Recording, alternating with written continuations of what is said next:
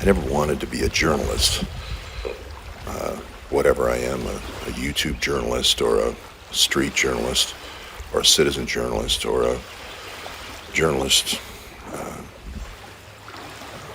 My family calls me a persecuted YouTube journalist, but my intention never was to become a journalist. I was a software salesman, and I sold technology, and I was happy doing that, and I made very good living doing that. And other than all the other downsides of being a quote-unquote journalist is the attacks, and there is no money in journalism.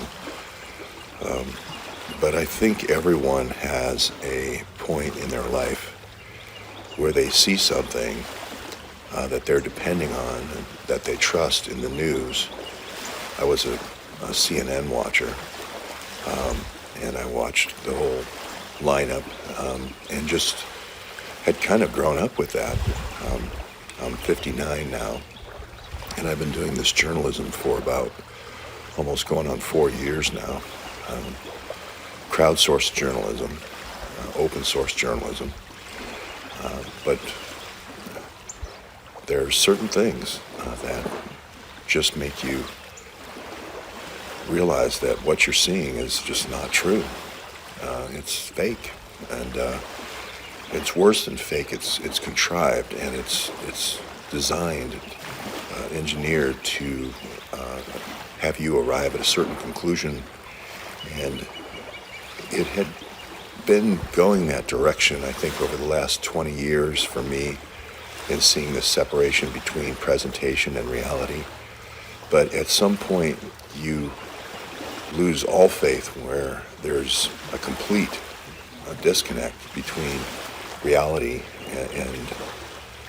and this presentation that you're being given on CNN and the other networks as well, to a lesser degree. And at some point, you decide to do something about it. I was, as I said, a CNN watcher. I was a Bernie supporter. And the 2016 election was sort of a watershed, a bellwether for me.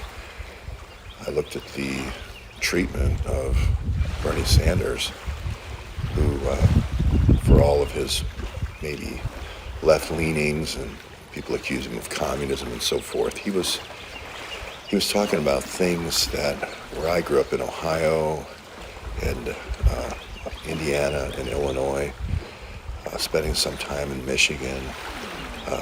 These were things that he was talking about that were very important to people in those states. He was talking about jobs and rebuilding the infrastructure of our country. He was talking about how jobs were being exported to China.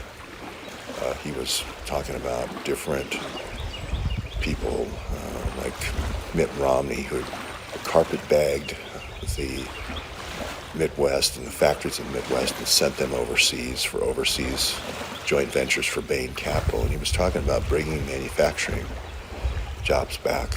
And if you're not from the Midwest, you don't know how important manufacturing is to the whole self-worth of everyone who lives there.